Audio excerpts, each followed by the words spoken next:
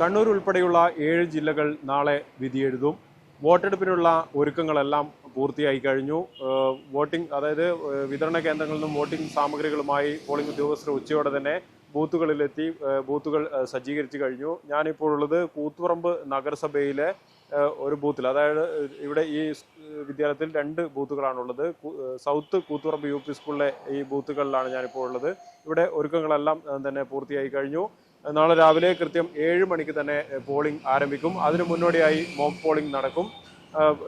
കർശന സുരക്ഷയിൽ, അതായത് കനത്ത പോലീസ് സുരക്ഷയിലാണ് വോട്ടെടുപ്പ് നടക്കുക. അനിഷ്ട സംഭവങ്ങൾ ഒഴിവാക്കുന്നതിനായി പോലീസിന്റെ കർശന സുരക്ഷ തന്നെ ഉണ്ടാകും.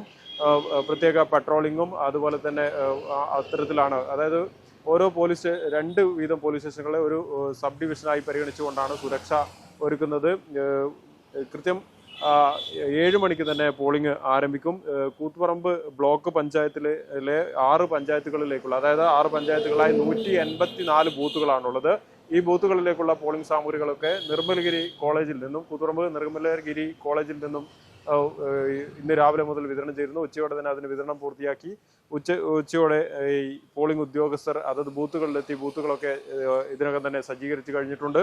പിന്നെ ഈ കൂത്തുപറമ്പ് നഗരസഭയിലെ 39 വാർഡുകളാണുള്ളത്. ആ 39 ബൂത്തുകളിലേക്കുമുള്ള പോളിംഗ് സാമഗ്രികൾ കൂത്തുപറമ്പ് റാണി ജയ് ഹയർ സെക്കൻഡറി സ്കൂളിൽ വെച്ചാണ് വിതരണം ചെയ്തത്. അതും നേരത്തെ പറഞ്ഞതുപോലെ തന്നെ ഉച്ചയോടെ തന്നെ വിതരണം പൂർത്തിയാക്കി.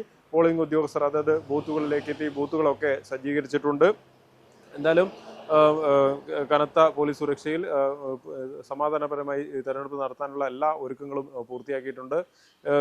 ഇവിടെ ഞാൻ ഈ നിൽക്കുന്ന ഈ ബൂത്ത് കൂത്തുപറമ്പ് നഗരസഭയിലെ ഒരു മാതൃകാ ബൂത്താണ്. അതായത് ഹരിത ഇലക്ഷന്റെ ഭാഗമായിട്ടുള്ള ഒരു മാതൃകാ ബൂത്താണ്. ഇവിടെ അതിന്റെ ഭാഗമായിട്ടുള്ള പല സജ്ജീകരണങ്ങളും ഒരുക്കിയിട്ടുണ്ട്. ഇവിടെ എത്തുന്ന വോട്ടർമാരെ നല്ല രീതിയിൽ സ്വീകരിക്കാനുള്ള വളരെ മനോഹരമായി തന്നെ ഈ ബൂത്ത് അലങ്കരിക്കുകയും, അതായത് ഹരിത ഇലക്ഷന്റെ സന്ദേശങ്ങളൊക്കെ ഇവിടെ പ്രദർശിപ്പിച്ചിട്ടും മറ്റുമുണ്ട്.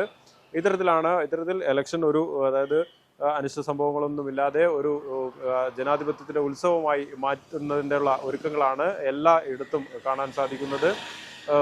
ഇനി ഈ ജനം എന്ത് വിധി എഴുതി എന്ന് നമുക്ക് 13-ാം തീയതി അറിയാം.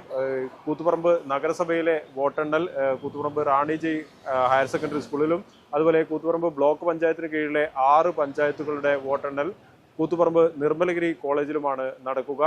അതിനുള്ള ഒരുക്കങ്ങളും ഇവിടുന്ന് ഈ വോട്ടിംഗ് നാളെ രാവിലെ ആരംഭിക്കുന്ന വോട്ടിംഗ് വൈകുന്നേരത്തോടെ പൂർത്തിയാക്കി ഇവിടുന്ന് വോട്ടിംഗ് മെഷീൻ നേരത്തെ ഈ വോട്ടിംഗ് സാമഗ്രികൾ വിതരണം ചെയ്ത കേന്ദ്രങ്ങളിൽ എത്തിക്കും. അവിടെ പ്രത്യേക സുരക്ഷയിൽ സീൽ ചെയ്ത മുറിയിൽ ഈ വോട്ടിംഗ് മെഷീനുകൾ സൂക്ഷിക്കും. അവിടെ നിന്നും 13-ാം തീയതി രാവിലെയാണ് ഈ വോട്ടെണ്ണൽ നടക്കുക.